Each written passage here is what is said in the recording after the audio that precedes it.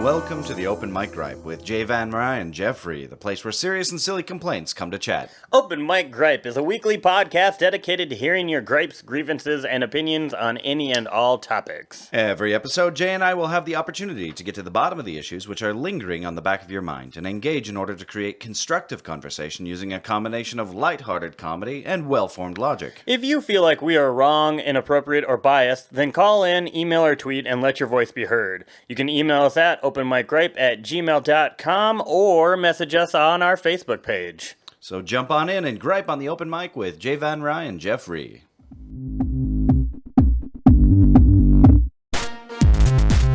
Hello, Jay. What's up, what's up?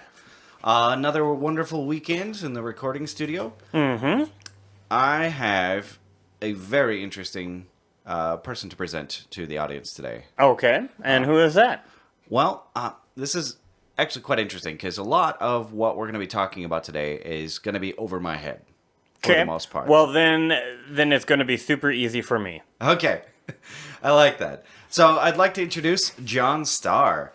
Jon Starr is our guest today. He is a controls engineer, and I'm going to have to ask him what exactly that is in a little bit, with a background in nuclear engineering. So I'm looking forward to this. Yeah. All right. Hey, John, how you doing? Good. How are you? He's so enthusiastic. Before we get started, I have a quick hypothetical. Did you kidnap him and bring him here? Is that why he's just like, all right, if I just get through this hour, he said he'd let me go. It puts the lotion on its skin. Hey now. So for our he's looking a little ashy. He probably needs to. For our hypothetical today, John, feel free to join in on this one. For our hypothetical today, I wanted to ask you guys if you could go into cryostasis. So you're part of a government experiment, and you get to determine how long you'll be in hibernation. And whenever you come out, you'll be in peak physical condition, or whatever physical condition you are right now. So very much better? Not peak. Okay, well, right now, then it's just like, I want to go in cryo and come out tomorrow and just be a better version of myself than if I get to go in and come out peak condition. You can't cheat this one. You come out as you go in, and the idea is you can be in there as long as you want. Just keep in mind that the farther into the future you go, you will have a greater and greater difficulty understanding the technology and the time that you'll come out in. Mm-hmm. So, how long would you stay in there? I only get to do one hop through time? Only one. All right. I think I'd go about 10 years. Not because I'm afraid I won't understand the tech, but, I don't want my brother and sister to die. There's no stopping that. Well, yeah, but in 10 years, they're probably still going to be here, and I'll be able to, put on the holographic goggles and get the force feedback codpiece. And the hoverboards. And, all the good stuff. Okay. 10 years. What do you expect to have and then you can be like, do you have younger brothers and sisters or older? Older. Oh, okay. Well, see, I thought maybe he was only going forward 10 so then he could come back as the younger brother. And it was the older brother and come back as a younger brother. That. Well, at that point, their kids will be old enough that I can pollute their minds with dangerous ideas. And... Oh, kids are never young enough to pollute minds with dangerous ideas. The younger, the better. Especially in the womb. That's why I just keep saying stuff to kids in the womb. I play Christian music and buy headphones into the womb. Just record your voice talking. That's detrimental enough, right? Almost makes you want to record one of those. So Jeffrey, how far would you go? I haven't heard from Jay yet. It's an odd question because you don't know. You don't know. Like, I could pick 10 years. I could pick 1,000 years. Right. Humans might not be here in that amount of time.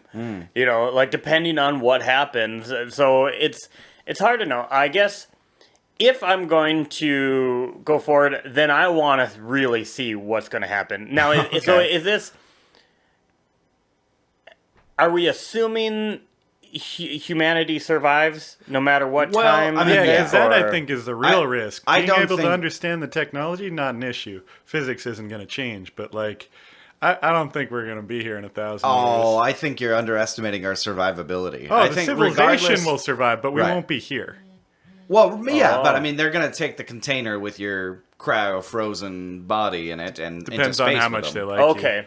So you're going to wake up with humans. That's the point. Okay, so if I'm waking up with humans, I want to see how far we get. So I guess I would probably just pick a nice round number and say 1,000 years, Ah, okay. and really go out there and see. Now I realize that in 1,000 years, humans are probably going to look a little different, especially if we've moved off into space. 24th century pheromones. Yeah, it's. I think the space civilization would be the clincher there, but I mean, in 1,000 years, we're not talking about many generations, you know, and for the most part, obviously, we're still the same species as we were 1,000 years ago. So it Might really not depends. be any generations if we reach the longevity escape velocity before then. The you're talking about technology which allows you to constantly renew your skin cells. or Right your- now, your we cells? add a certain amount to life expectancy every year. When we're adding more than a year of life expectancy through research every year, then everyone who makes it and doesn't have something we can't cure yet, probably going to make it a good long while. But that's not what we're here to talk about. Yeah. No, I think that's really interesting. I would probably be a happy medium with what you guys were suggesting. I'd probably say a couple hundred years. Because if you think about it, 200 years is enough to radically change society in terms of technology. Well, considering like in terms of technology, we've only like seen about 1% of what's going to happen within Yeah. the next 100 years. Yeah. The technology is going to be insane if you would just wake up and Well, just you would be outside of the neural net. you want to talk about But the worst part is, I have to say though, is that there would be no need for my voice. There's no need for your voice right now. yeah, need isn't I the mean, issue. No, okay. At least being the only guy not in the neural net, maybe there would be people like, what was it like back then? Yeah. Oh, yeah. Right. Well, I mean, so if you took somebody from 200 years ago, right, you're gonna want to sit them down and talk to them about, how they prepared their meals and how they solved legal issues, and I mean, we have records from this time, but we don't have the anecdotal accounts with such detail as that we could provide. But now everything we do is online. There would be no need to hear from someone who happened to be from 200 years See, ago. I don't think you have to go that far for radical change. I mean, think about 2005. 2005? Yeah, where were we 10 years ago? Like, we didn't even have, like, phones. Well, I will say that within 10 years, having access to quantum computing and so many other new technologies, I already think that within 50 years, society's going to change quite quickly. Right. And what's great is in 1,000 years, I wonder if they're gonna be able to. They're gonna be like, hey, so what was it like Before the Borg. And and I'm gonna be like, well, check out this podcast. There you go. We'll just put all of these recordings in a little time capsule, slot them onto a satellite, and send it out outside of the solar system. I like it. Well, I'm sorry for the rest of humanity. You're condemned with our voices. Yep. All right. So, John, what is a controls engineer? You ever seen the show How It's Made? Yes. All right. The computer that controls all those neat little machines, I program that computer. And I also tell the guy who spec'd the whole system out why it's not going to work because he told me to make something that's impossible, which is like 3/4 of the time. Okay. So you're working in, what is it, a factory? I go all over. I do wastewater, grain, some oil field, and you program it up in the shop, and then you go out to the field to install it, and nothing works, and so you reprogram it in the field, and okay. and it's usually because only like 1/4 of the equipment they said you'd have is installed, and they're like, "Can you just make it run with just what we have?" And you're like, "I'm gonna have to cut out like 3/4 of this program." Are you that IT guy who's like, move? Yeah, sometimes. Wow, that's really cool. So you're bouncing around from place to place, kind of problem solving. How is that engineering, or at least how is that related to engineering? Uh, I'd call it field engineering. So So it's just engineering out in a field? well, it's really you sit in the wheat and you think about engineering. All right. Nice. No, it's implementation. It's so some guy had solved this in the lab, and in theory, there's no difference between theory and practice. In practice, there's a huge fucking difference between theory and practice. I'm the practice side of this. Okay. And so they designed something that just can't be done physically, and I have to think, all right, this is what they wanted it to do. This is what they gave me. How do I make what they gave me do what they wanted, even though what they're asking is not really possible? That How do actually I get sounds- close? That sounds like a lot of fun. It sounds like problem solving. It sounds like solving puzzles. It's really fun until you run into a black box that you can't do anything with. A black box? Well, sometimes you get a piece of equipment that you can't look inside or tell how it works, or it doesn't have a manual. And so, like, you don't know how to make your treat it because you don't know what it's going to do with what you give it.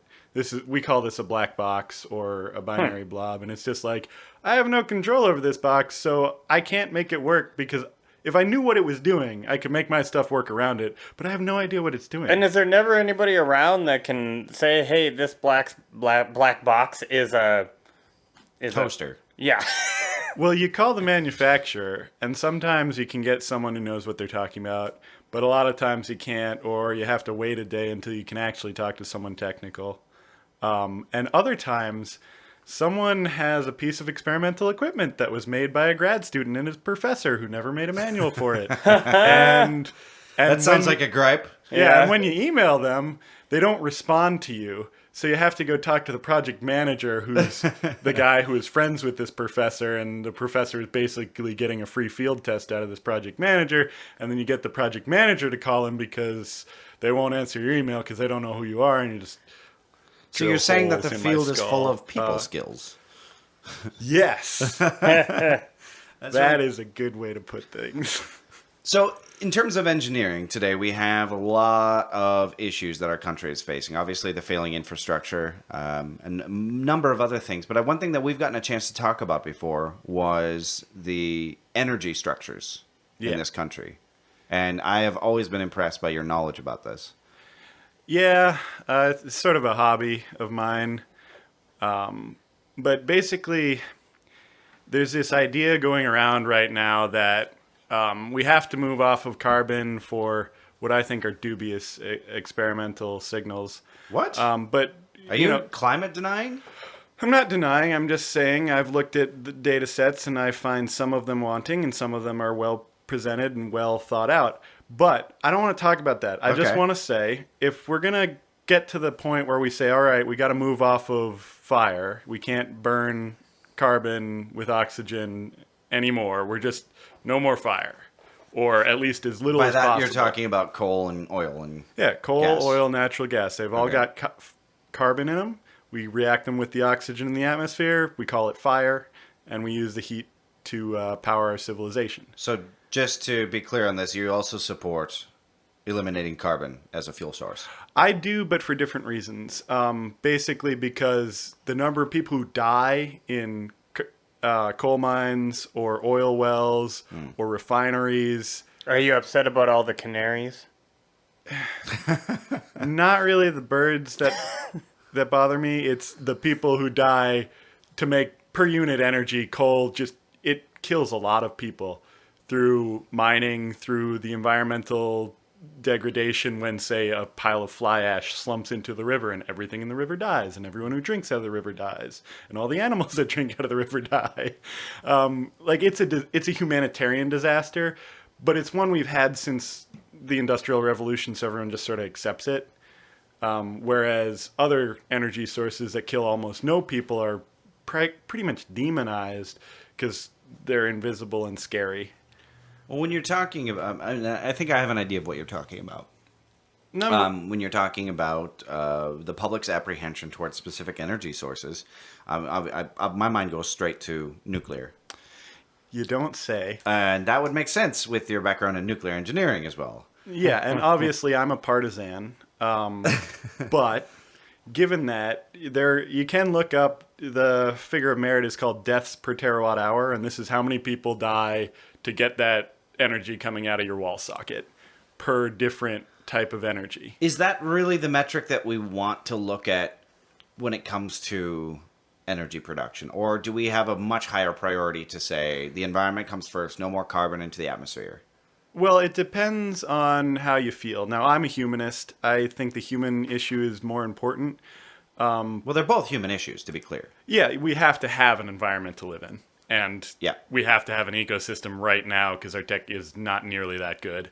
But either way you slice it, if you're going to decarbonify, or whatever you want to call it, get rid of the fossil fuels. Okay. If you're going to stop using them, no more fire. We're going to do it another way. There's a couple of different options, and some of them we can't make work physically. Like, I can't square that circle for you. The physics just doesn't work. And most people don't understand this. They think it's, if the scientists and the engineers and the corporate people stop being such bloodthirsty capitalists and destroying the planet just to make money, then it would all be good. And we have the technology. We're just not implementing it. Not Do you so much. receive any income from the energy industry? Indirectly, I have in the past. Yes, I've done some oil field work, but of course, I'm against oil because too many people die doing it. People like me who are out there in the field on top of the tanks when they blow up, because that happens. Yeah.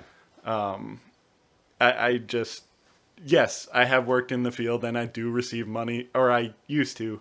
I haven't done an oil project in like a year. Mm-hmm. And my company is mostly focused at wastewater and grain. But So- you can understand, though, why the public gets so visibly upset about the corruption and the long arm of corporate interest. Yeah, I'm upset about it too. Okay.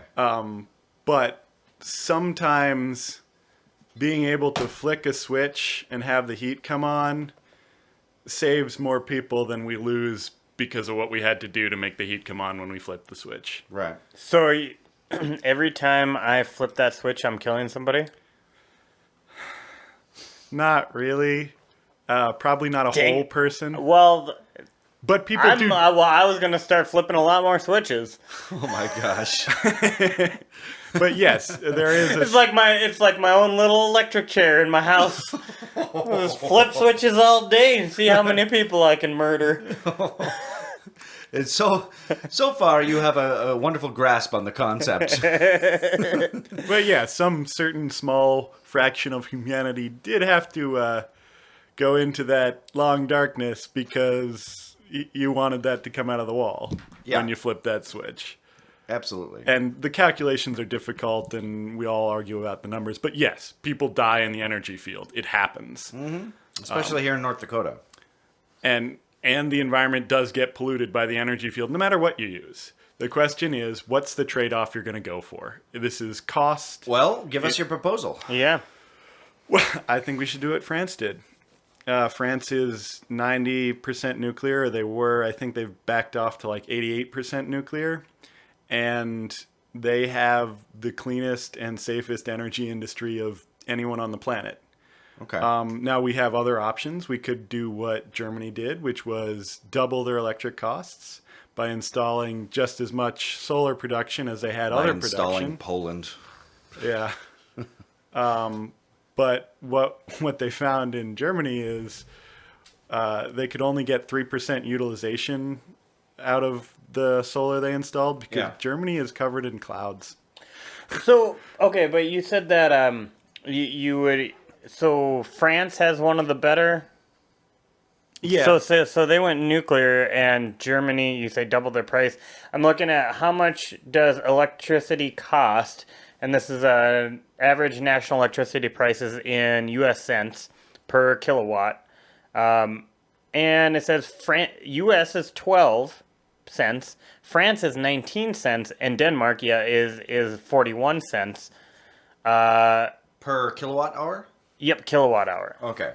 So So France isn't even doing as good as the U.S. in terms of cost. Well, is cost really the issue, though? I mean, if the issue is to make a sustainable and environmentally friendly energy system, then yeah, you're going to have to pay more. I mean, correct me if I'm wrong, John, but it sounded like back, especially when nuclear power plants became first in their prime, you can say, but 60s and 70s, and that was when everyone had estimated that because of nuclear power, we would get off of carbon energy forever. And Well, the phrase they kicked around was electricity too cheap to meter. yeah, that's the one. That didn't happen. But and yes, nuclear right now with the nuclear plants we have, with the ones that we've actually built and are operating, it's more expensive than fossil fuels. But that just goes to say how fantastic fossil fuels are for price, not for number of people who die or number of rivers that get destroyed.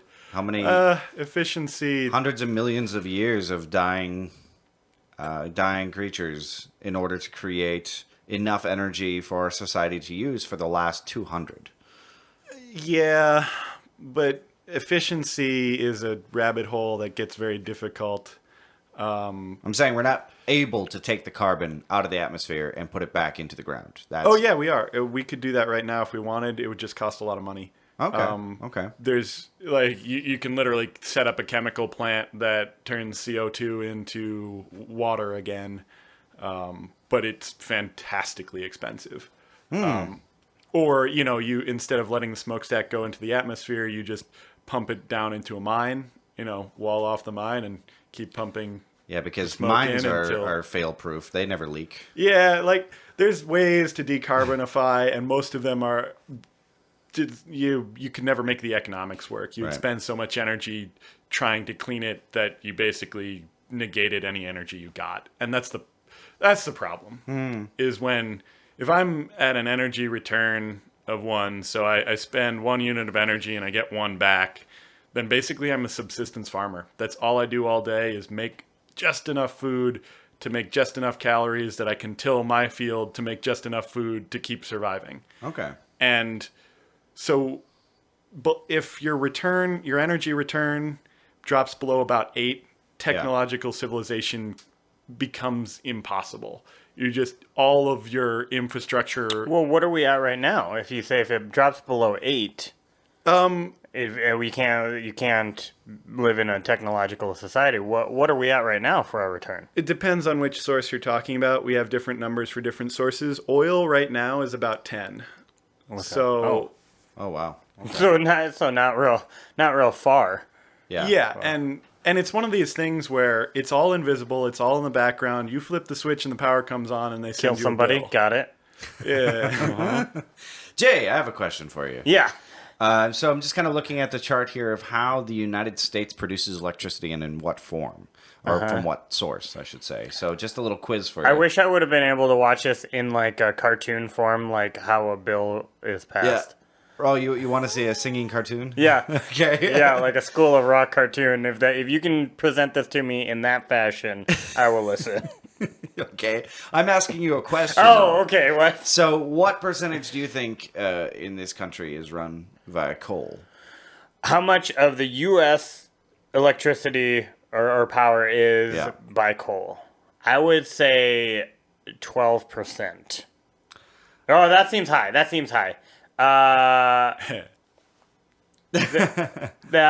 go 2%. 2%? Right now, the United States gets 40% of its energy from coal. Really? Yeah. I'm just... John showed us some websites here, and I'm just kind of flicking through them, and it's actually quite astounding. Natural gas, 27%. Nuclear, 20%. Only 20%? Only 20%. Yeah, okay. And basically, all of that was built before 1970, because up until 1970, the mandate from the government was, get it built, we'll worry about costs later. We just want to have it because we need to make fissile material for bombs. And also, we want electricity too cheap to meter. Like, we know it's going to cost some investment to get the industry going, but just get moving. And then at 1970, we had 3 Mile Island and Jimmy Carter, and he said, I'm afraid of a proliferation, so no more nuclear power. And he told the NRC, you make that shit stop, and they made it uneconomical. If you pass enough laws and don't grandfather projects in that are running and say they have to do a change order. Well, Jimmy Carter put solar panels on the White House. Yeah. And then I think it was H.W. Bush took the panels off. Yeah. Because he said that they were an eyesore. Well, that's not why people should be tearing out solar panels, but good for George W. Bush. Or H.W. H.W. Yeah, they're all the same. Wow. Jay, actually, we ran our house on coal until not too long ago. To be honest with you, we burned our own coal. Where? In our shop. We have a shop. We had a coal furnace, and we would actually pump the heat up to the house. Really? Mm-hmm. Wow. But I mean, to me, that just seems... I like this idea that I'm actually very far removed from the energy production process. Yeah, but you like being removed from all these processes that go on. You also don't want to know how your food is made. Well, that's not you true. Like I just don't want to have a hand in it. Well, see, but I think you'd probably have more respect for power and food if you would actually have to get your hands dirty. I agree. Well... And then you wouldn't be killing so many people with your energy that I try to tell you shouldn't keep your lights on when you leave. But you're just like, I love murdering people, and you just keep that crap on. If you leave your lights on, it only counts as one person dead. Because you only flip the switch once. John's like, no. Everything's a trade-off. Yeah. And the question is, what trade-off are we going to make? If we make the wrong trade-offs, we're going to find that we go broke, and we don't know why. Or I'll know why. But most people will be like, why is everything so expensive? Why have my wages not gone up? I really hate that when people talk about the cost of things without really looking into why. I mean, Republicans in the last few years have been trying to say that, President Obama wants to artificially raise the price of oil so that de-incentivize people from purchasing gas-powered cars.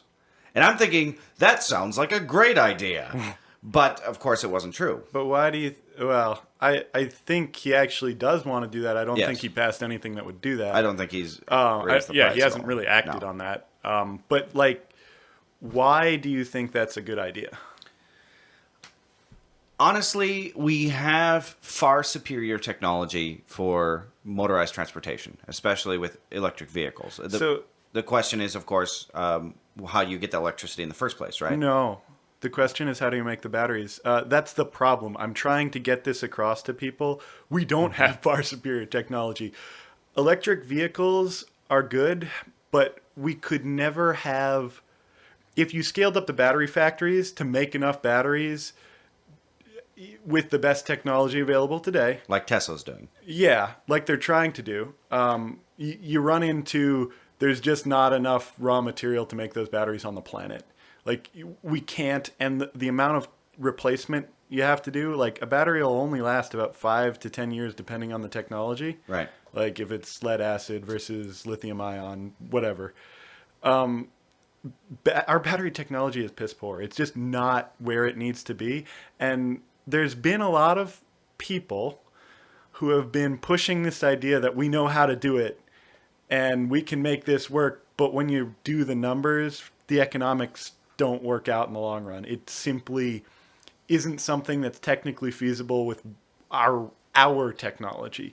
If give me future tech, I can do anything. Yeah, well, I was gonna say, isn't that just a time thing? I mean, yeah, I mean they're working on it. I mean, isn't it just like we just have to wait for the next leap and bound? In fact, didn't they discover something about actually using sand in batteries, because to use the silicone in sand. There's about 3 or 4 articles a year that I see coming across the bleeding edge sort of blogs on the internet. Bleeding edge? Yeah, people call it the cutting edge because they don't know how expensive things on the cutting edge are. It's the bleeding edge because that's where you're losing all your money. You're bleeding your entire savings away when you're, at the forefront. Okay. That's why the only people at the forefront are giant multinational corporations who can afford the losses. Like Tesla. Yeah. And, I would say like IBM. Okay. You know, how many trillions of dollars has IBM invested in better semiconductors for computer chips? Lots. That's the answer. Lots. So I call it the bleeding edge because it is fantastically expensive. Right, but that's where innovation comes from. That's Yeah, where we have to do it. top of the line technology that changes radically changes our society comes from. Yes, we have to do it. But basically, there's a fundamental limit because of chemistry. We're at lithium ion. The only thing lighter than lithium that we could move to is hydrogen, which we can't store. Like people talk about hydrogen tanks. We can't build a hydrogen tank that doesn't leak because the molecules are smaller than any other molecules. So Not to mention the potential explosions. Oh, well, yeah, there's that. But I mean, we've been working with this stuff for a while. But all of our tanks leak, so you have to constantly top them off, which is expensive. So the only better technology than lithium ion would be to move to a hydrogen oxygen fuel cell, which we've had for about 40 years, but they're really finicky. We haven't gotten them reliable enough to do mass production. I mean, they were on the space shuttle, but you can't go down to Walmart and buy a hydrogen oxygen fuel cell powered computer or Not with that vacuum. attitude. You just don't have it. Why can't we have smaller versions of these batteries? Chemistry. Like, if you're going to use a chemical reaction, which is what a battery is, we're storing energy in chemical form. Okay. It just happens to be a really nice way to store it because you can get it back electrically instead of having to run like a diesel or gasoline engine. Because that's the other way you store energy chemically is you make a liquid fuel and you burn it with the oxygen in the atmosphere. This is sort of a controlled way of doing it where you just get electricity out as opposed to getting, you know, fumes and it's reversible. Batteries are really cool when they work, but there's a theoretical limit because we're at the top of the periodic table. If you wanted more energy out, you'd have to use lighter elements, and we don't have them. They don't exist in nature. Well, you could use Well, fluorine. we just make them. Yeah. The periodic table doesn't exactly have any more space, especially on the lighter side of things. Yeah, on the upper end, we might Well, I was get going to say, heavier, but Yeah. doesn't there get are more we've made energy. elements, right? Huh? We've made, there's man-made. There are elements which have been made in a laboratory for even fractions of a second. But fractions of a nanosecond. fractions but yeah, of a nanosecond because they're super heavy and they have to be made in particle colliders. they're and just such. not stable. So anyway, there is a better energy technology. What's it works that? off of non-chemical reactions. It works off of reactions with the nucleus of the atom, not the electrons, and we call this nuclear energy. Quick question for you. How much does it drive you crazy when you hear people say nuclear? I don't care. I'm not into pronunciation. I think it's all semantics. If you can get the idea across, Yeah. if they know what I'm talking about, great, job done. That's the purpose of language, as far as I'm concerned. Well, I'm coming up with a new word right now, nuclear. It means something that's completely different from nuclear. So Okay, what does it mean? it means a complete inability to phonetically read one's language. Yeah, that's probably me.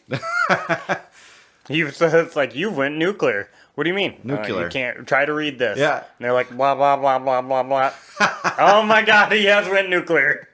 He went nuclear. Or nuclear. Like all the adults in Charlie Brown. Wah, wah, wah. Wah, wah, wah, wah. I'm sorry, I interrupted you. And so basically people don't like nuclear because they're looking at reactors that were built in the 50s, 60s, and 70s, which at the time it was get her done and don't take the time to make a design. What, was Larry the Cable Guy running this? That would explain a lot. The... That explains Chernobyl.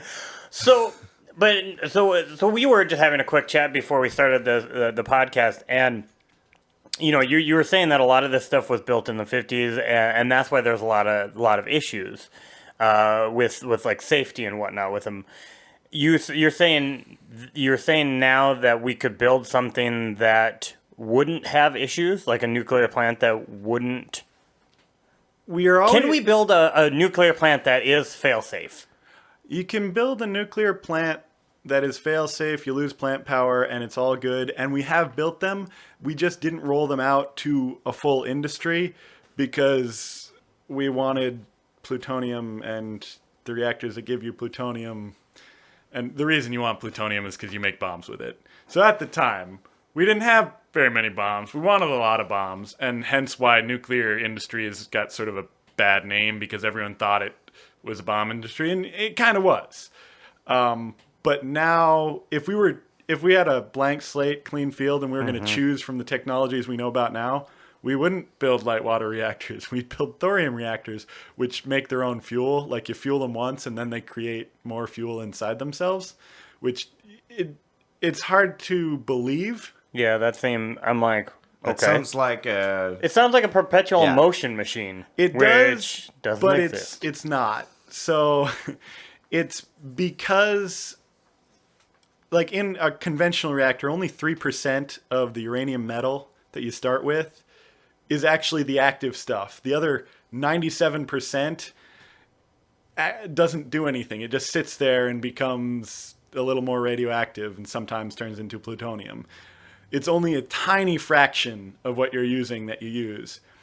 So in these reactors that fuel themselves, you fuel it up once, and then with thorium and U-233, which is a different isotope of uranium, but you fuel it up once, and then the thorium in it becomes more U-233. And so since you can have like 90% of it be thorium that isn't actually what's making the heat, it's just something that turns into what's making the heat. it still sounds like you're playing with uranium. Yes, you are, but it's a uranium that's harder to work, and uranium's not really good for bombs. Plutonium is what you want for bombs. Okay. And the other thing is, like, it's not 100% proliferation proof, because nothing is, but it's, to work the stuff, you'd have to work it in a hot cell. Like, your entire lab would be radioactive, which take whatever the cost of making the stuff in the first place, making a bomb in the first place, and multiply that by 10, and that's how much harder it would be to make. So if you had one of these, it would be cheaper to just build a light water reactor, the kind that we have now, than it would be to figure out how to make a bomb out of what you had in these thorium reactors. Yeah. But I don't really want to talk about why the nuclear is so much, because I feel like I lose people. Well, okay, so we are all aware of some of the great nuclear disasters in the world. The biggest one on everyone's mind is Chernobyl, then 3 Mile Island, and of course the incidents in Fukushima in Japan. And I think, you know, what you're saying makes sense, that we've got this technology now to make a damn near foolproof nuclear generator. But what about Chernobyl? I mean, how long will people not be able to live in the Chernobyl exclusion zone? I've actually been right near Chernobyl in Ukraine. Well, people do live in the Chernobyl exclusion zone. Of their own accord. Yeah, and their cancer rate, they don't walk into the reactor building, because that would be bad. Right. But their cancer rates are essentially below the noise of what we can detect with statistics. Okay. So we're a little bit crazy about nuclear safety. We have this linear no threshold model, which basically means we assume that any amount is bad and it's all cumulative. Yeah. But there's some pretty good indication that model, which was a default that we went to on the precautionary principle when we first got into this kind of game, and it really looks like it's not true. It looks like there's a certain amount below which you naturally repair, and actually there's this place in Iran, I think, that they have something like 20 times the background radiation just because of the geography and the rocks around them. Oh, right. And they're healthier there. Like, statistically, they have longer lives for places with similar health and education and all that stuff. But the Chernobyl exclusion zone is not something that's just like, oops, and then forget about it in a couple of generations. I mean, I just looked it up here. That's 20,000 years that people will not be able to safely live close to Chernobyl. Yeah, 20,000 years. That's a big deal. Yeah. How big is that area? There's a 10-mile and there's a 30-mile exclusion zone. I think people live within the 30-mile, but not within the 10-mile. Yeah, and this is obviously the problem. And Set them up in North Dakota. There's all kinds of areas. Well, we've got the radioactive socks used for. I don't. They're filter socks, right? They're used for the natural gas process. They're used for just cleaning the wastewater mostly. Thanks to the lack of oversight in North Dakota, the companies have simply been dumping radioactive filter socks all over the North Dakota countryside. I wouldn't say all over, but we have found them on the side of the road occasionally, and that's kind of embarrassing for the oil industry. But that's one of the things you get with an oil industry. So, one, we can build safer reactors. Two, we can take the reactors we have and make them a whole lot safer than they are if we got a little more rational about our nuclear safety policy. Because right now, it's easier to just leave it as it is because of the regulatory environment than it is to make it safer than it is.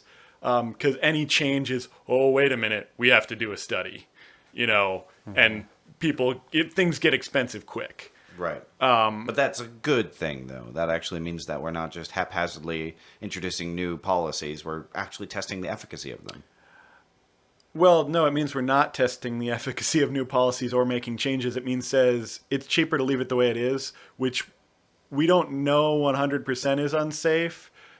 And some of the things that are done are unsafe, but since we're not studying it, it's not proven to be unsafe, so it can just stay. Well, take Europe's attitude towards GMOs, where, the scientifically and rationally minded will read the science and understand that genetically modified organisms are modified for a number of different reasons. They're completely safe, but Europe wanted to wait for long-term studies, and so they didn't make them legal until they could demonstrate that there are no long-term health effects. Yeah, and let's look at how all of Southeast Asia isn't getting golden rice. That's not true. Of course they are. Golden rice has been used, fortified golden rice has been used for decades in Southeast Asia to offer nutrition for those who didn't have access to vitamin A and vitamin C and others. No, but that's the thing, it hasn't. You should look into this. What? It's been held up for about 25 years. Where? All over. Anyway, So, what kind of superpowers can I get from radioactivity? Thyroid cancer. But I thought you said that people living in these zones are actually healthier. Oh, yeah, that's not a superpower. That's what we think is going on is you have to have natural repair mechanisms in your body, in your cells to repair the DNA. And those natural repair mechanisms, we think they get triggered by, a little bit of radiation, and then they repair more than what triggered them. So by getting a little bit of damage, you turn on these repair mechanisms that normally would be dormant, and they repair more. Yeah, they tried to suggest that back in the 1940s and 50s when they tried to sell you irradiated water because they said it would prepare your immune system for the future. I was just reading about all the people that were drinking irradiated water. Background radiation is one thing. This is a matter of degree. Okay. You probably shouldn't be drinking irradiated water. That was a big seller for a while. But the idea that there's a lifetime amount of rads you can get, and if you get more than that, you can't have children, is a bit far-fetched. It's not supported by the current data. This is such a touchy issue that no one wants to tackle it. Everyone just looks at it and says, holy shit, political. I'm technical, and I'm not going to piss my career away fighting a battle I can't win because no one understands what I'm talking about. That's fair. Every time I try to organize a scientific study introducing children to radiation to test their immune response, I get shut down immediately. I don't know. Sometimes you got to be a little bit edgy in science. No, that's not what you were talking about. Oh, right. You're talking about bringing this to the national stage in terms of conversation.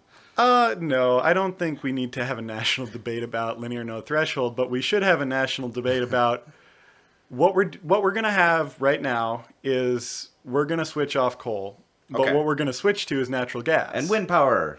No, as natural gas. Solar power.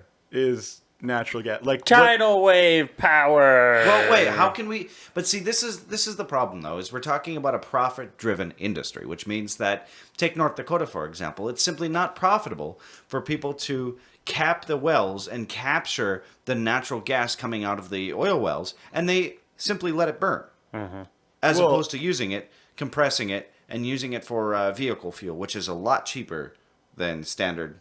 Than burning it? No, I mean, it's cheaper to run, say, taxis and buses and other city vehicles on natural gas. Do you know why it's cheaper? Why? Because the price of natural gas in North Dakota is negative. If I have... What? Yeah, it's negative. I have an oil field site, right? So I make my money off of the oil that I sell. Okay. And natural gas is a byproduct. And I'm legally required to, within a year, cap my well and only flare 10% of the natural gas I make. So that other 90%, I have to get rid of it somehow, and I can't burn it. You pump it back into the ground. No, you don't. You make a deal with the local pipeline, and you say, I know you're overloaded and don't have any more space for this, but I will pay you money to take this natural gas because it's cheaper than paying the fine. So that's what's happening right now. Except the fines. I mean, the fines are settled out of court. I mean, that's the nature of the oil industry. Whatever fines are given to these companies that are wasting natural gas, burning it, it's settled out of court for 10% of the original fine, if not less. And these fines are not increased over time. They're not held accountable. Well, no, they are increasing over time. People are aware of the issue, and we're ratcheting down on them. Yeah. Over time, eventually, they're going to be forced. But it'll be more practical for them in the future because we'll have more natural gas pipelines built. Just for the sake of time, tell me why you think that solar and wind power is not feasible for North Dakota. Because I'm looking at, John, we were talking a little bit before about the Solutions Project. Yeah. When I first saw this website, I was mesmerized. It's beautiful. Exactly. What is... Okay, and this is what drives me friggin' nuts. So the Solutions Project is a project aimed to getting 100% renewable energy vision over the entire country of the United States, with suggestions for implementation for each individual state. And for here in North Dakota, for example, they're asking for 55% wind energy. They're asking for 35% solar energy. Why is this not possible? Okay, so you are aware that the sun doesn't shine at night, right? I'm aware of a few things the sun doesn't shine on. Do you know that the wind also does not always blow? Sometimes it's just calm. Right. All right. So, knowing those two facts, let's imagine it's February, dead of winter. So I have high energy usage because a lot of crappily built buildings in North Dakota have electric heat. And so I have the least amount of solar I'm going to get because it's winter. And, maybe I have a week of calm. How do I get electricity reliably to all the people who need it in North Dakota when it's the dead of winter, so I have the least amount of solar I have, and there's no wind? Honestly, that's where an entire energy network comes into place. That's where... So how does that energy network work? Well, do you really need to have dozens of nuclear plants across this country? Can't you just have one? We're already toying around right now with fusion. Why can't we just have one fusion plant to run this entire country and subsidize the energy with alternative, renewable energy sources? Well, ultimately, that's where we're going to go. We're just going to get all our energy from fusion, but that's science fiction right now. What? We can't make that. What about the fusion plant in France? ITER, yeah. They have no fusion. They have fission. They have conventional nuclear. Okay. There is no fusion plant in the world that has ever produced more energy than we poured into it to make the reaction start. Right. And so far, we're going to get there. Yeah, I'm a firm believer that in 10 years we're going to get there. But I am well off. And now I understand why he wants to go into cryostasis for only 10 years. Yeah. He wants to come out when he'll be more relevant as an engineer. But if you assume current technology and we don't get sci-fi reactors, which I think we will. I think that's ultimately where we're going to go, and that just makes the whole issue go away. Wait, when you guys say fusion, you're talking about cold fusion? Hot fusion. Hot fusion. So he may be talking about cold fusion. I'm not talking about cold fusion. What's the difference between hot and cold fusion besides temperature? Superconductors. One of them relies on physics we don't yet understand. And and the other one is fantastically expensive. Okay. I'll let you figure out which is which. Yeah. Because there's some weird anomalous heat readings coming out of the low energy nuclear reaction people, which is what they rebranded cold fusion. And there may or may not be something there. I'm on the let's wait until they produce something that makes power side. Like, if you can show me it works, great. But until then, I'm skeptical about cold fusion and low energy nuclear reactions. But hot fusion, it's going to get there. It's the real fusion that we think we understand how it would work if it did. The other one, if those anomalous heat readings are real, we have no idea why they're happening. It's beyond our current understanding of the physics. Wow. Not worth talking about here. Way too technical.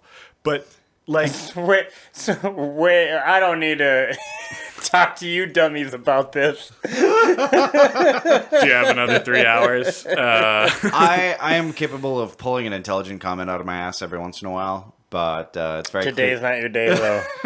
Well, not when I'm comparing myself to John here. How can I take myself seriously as a brain if John can just rattle this stuff off like it's breakfast talk? Well, it's my hobby. It's not your hobby. That's true. Isn't it your job? Well, I guess not Not so fusion, much. so. That would be nice. Back to this idea that we want to. I mean, I think the world is united in its quest for renewable energy. I think the politicians are united in their quest for renewable energy. Okay. The rest of us want to keep burning things. Well, I don't.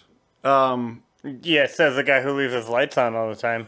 Well, yeah, the power plants produce that energy regardless. Well, anyway, we were going in a good direction with the whole why can't we do wind and solar? Basically, the answer is transmission losses are too enormous. Like, technically, I could have someone 8 hours upspin and 8 hours downspin sending me power for my peak of load in the morning and the evening. You know, everyone gets up, turns on their shower, all the hot water heaters turn on. Then they go to work and the power drops. And then they come back home, they turn on the TV, they open the fridge, they get a beer.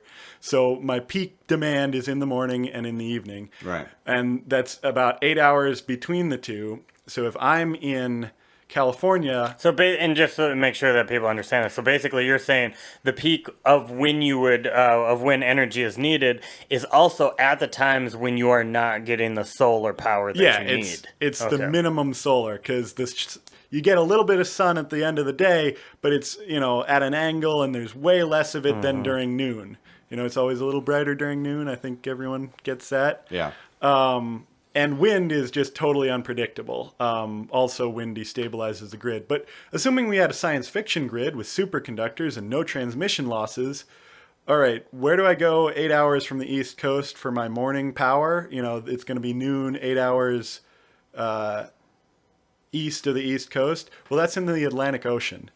So where are they getting their power for in the morning? And where is California getting its power at night? Because 8 hours west of it is the Pacific Ocean. Right. So you just can't square that circle, not with wind, not with hydro. There simply isn't enough capacity. So what you do is you make a buffer. And those buffers cost as much as the power plants in the first place. So basically what you end up doing is you double your energy costs, which makes the total return of energy. Because I had to build a buffer, which is either a big bank of batteries, or I'm pumping water uphill into a reservoir, or I've got 2 big tanks of gravel, and I have a refrigerator that pumps heat from one side into the other and cold into and then I run it backwards when I need the power back. There's a bunch of different ways to buffer, and they all are fantastically expensive, almost as expensive as just building a power plant in the first place. So why aren't we focused more on building nuclear plants in this country? Because nuclear is scary and invisible and kills you. That's the narrative. Everyone is afraid of things they can't see, and right now nuclear like carbon pollution. Yeah, and if it's scary and if it's invisible and can kill me, holy shit, that's terrifying. Spiders are terrifying because they're little. I can't see them. No, spiders are terrifying because when I get caught in the web, I don't know where those damn spiders are. Yeah, they're little. I can't see them. So radiation is like this, and that's why we're afraid of it. I'm pretty sure I would be terrified by like an 8-foot spider as well, and that's not. Ironically, right? Means the mutation by the radiation. There we go. But the basic answer is no one is rationally thinking about nuclear power except for nuclear power people. But I mean, I guess we keep a lot of this. We also are kind of talking about, well, this is what we could do. Again, doesn't it come down to if we could make our batteries better, then could we survive on solar? Maybe. But we know we can't make our batteries better because we know the physical limit, because we only have the elements we have. We can't make lighter elements. Right. And the people who claim that we can aren't doing science. They're fantasizing. Okay. I feel like you're pushing for this energy in this nuclear energy. Maybe there is a technology just around the corner. Well, I want to live in a clean planet. Yeah. And batteries plus solar doesn't do that for me. Batteries plus solar means I don't have civilization. You need about an 8-to-1 return for the energy it costs to make the batteries and the backup, or the batteries and the solar to make my power. And you get about 2 at best with solar. Maybe you can get it up to 6 if you use concentrated solar power, but those burn birds out of the sky. Why can't we focus on solar and wind as a supplement? As a supplement, yes. You can get them up to maybe 5, maybe even 10% of our energy why usage. don't we have legal obligations to install solar panels on the top of every single new house? We do. See, and that's... What? The grid is required to buy electricity from solar panels in many, many states. Oh, yeah. Yep. And I knew that. Well, see, and one thing that I had heard is the way to solve our energy issues is by each house by each house basically becoming its own power station by having solar or wind on it, even if reduce the burden on the network. Yep, and then even if you're not using up the energy that you produce, it goes out to your neighbors. Right. Now, that's the thing. It increases the load on the network because you get power when you don't need it during the middle of the day. So you have to get rid of it somehow, because if you don't get rid of it, you burn out the grid. And then you don't get power when you need it at the end of the day. So if I'm a power plant and I'm required to buy electricity when I don't need it from someone else, then I can't run myself. Then why doesn't each city have its own solar-powered battery-contained energy source? Because the cost is so high. The batteries are too expensive right now. Okay. Ultimately, I know what's going to happen. We're going to move to fusion, but we have to make it work first. Yeah. Is that before or after solar roads? So I have a feeling that you're going to get into this one. Last chance. Throw in a gripe for us. Give us a nice soundbite gripe. why does no one think about the cost? I'm not just talking about price dollars wise. I'm talking about how many people have to die. What does it do to our environment? Yeah. Like, coal is an environmental disaster. It's absolutely absurd. And as you can see, we're 40% coal and no one talks about it. Yeah. Like, no one talks about all the surprised. miners who die every year in America. No one talks about when fly ash slumps into a river in America, because it does occasionally happen. Less so than in China, but it happens. Right. Whereas we have how many nuclear accidents in America that you can think of? One. Yeah. And did anyone die? I was just, you were talking about that death rate per deaths per total watt hours? Terawatt hour. Terawatt hours, thank you. And you were saying, just what you mentioned coal, death rate for coal in China is 278. In the U.S., it's 15. So, yeah, so I can see like how What is it for nuclear? For nuclear, it's 0.04. Okay. And that's why I'm pro-nuclear. I'm not pro-nuclear per se. I'm just pro-numbers. Okay. Well, the only gripe I have is the energy companies in the United States tend to have a monopoly over specific areas, which means they get to call the shots about how much they're charging and eventually get to bully people around. But that has to end. But on that note... Well, okay, so just to go out, you see the kind of equipment that we have here. We have a couple computers, recording equipment, all of that. In this hour, of running this, how much of a person did we kill? It's some small fraction that can't even be really quantified. A terawatt hour is an enormous amount of energy. Can we at least have a toe? Yeah, probably about a toe. Okay. All right. Add into my collection. Okay. Thank you again, John. I really do appreciate it. This has not only been enlightening, I hope the audience has a lot of questions for us. And I just have one. I've got my last gripe. Yeah, Okay. go for it. Okay, so by not talking about solutions that the scientists and engineers can actually make work, like you can square the circle, the numbers work out, and you make more money than it costs, or more energy than it costs to make it. Instead, we're talking about things that we can't build, so we're not going to build them because they're impossible. Mm-hmm. And that amounts to business as usual. By not talking about the real solutions, the best is the enemy of the good. When we talk about this would be ideal because it's perfect, if it's not and it doesn't work at all, we end up just doing what we have been doing because we weren't talking about a solution we could actually make work. And that's where we're at. Why are we still 40% coal? Right. Because no one made a push for nuclear. In fact, they pushed against nuclear. Right. Otherwise, we could be 60% nuclear and 40% natural gas. Well, it's not as sexy. I mean, nuclear, you come out with you got nuclear spiders, you get Spider-Man, you've got, other kind of there's not a villain made of coal. You're rubbing coal on himself. Like Coal Man. Cole Porter. I killed birds all over. Here's my fly ash. Okay. You're dead. Nuclear Man. There we go. It's would Nuclear Man again. It would be a very good villain. But we do have atomic-powered Supermen. Atomic-powered Superman? Yeah. Yes, of They're course. everywhere. So, thank you again, John. I really appreciate it. Feel free to send in any comments or questions. If you have a question for John, if you'd like him to answer it, email us at Open Mic Gripe. But Jay and I would like to thank you for joining us and listening to Open Mic Gripe Podcast, the place where serious and silly complaints come to chat. We will be bringing you new episodes every week, and we encourage everyone to participate by sending in your gripes, grievances, and opinions to openmicgripe@gmail.com, or make sure to check us out at radiofreefargo.org and stream our radio show from 6 to 7 Central Time on Thursdays. We hope you enjoyed this episode, and if you didn't, check back with us next week when we will be discussing your gripes.